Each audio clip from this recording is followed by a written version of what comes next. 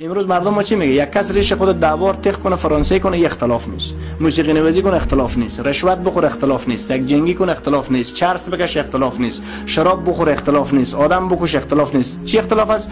که اگر ایس به سنت عمل کرد، این اختلاف است. دیگه کارا اختلاف نیست.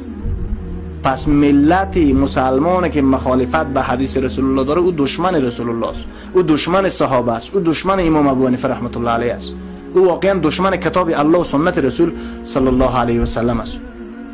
مؤمن همیشه با همه سنت های رسول الله صلی الله علیه و سلم، چه سنت قولی باشه، چه فعلی باشه، چه ترغیبی باشه، مکمل با او عمل میکنه و به او اخلاص داره و به او ادب داره. امروز اگر به سنت رسول الله صلی الله علیه و سلم عمل میکنی، دیگه خوب آدم نیستی. خوب آدم نیستی. سیگرت بزن، دمی در سر کوچه استاد شو، مویای تا یک رقم جور کو، صحیح است؟ یک دانه چی میگه زنجیرم دمی گردنت پرتو، صحیح است؟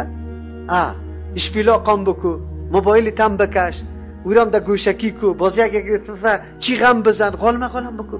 کس برات نمیگه، کس. اگر نماز به طریق درست خواندی مطابق سنت رسول الله صلی الله علیه وسلم، باز دیگه نام سرت گذاشته شده است.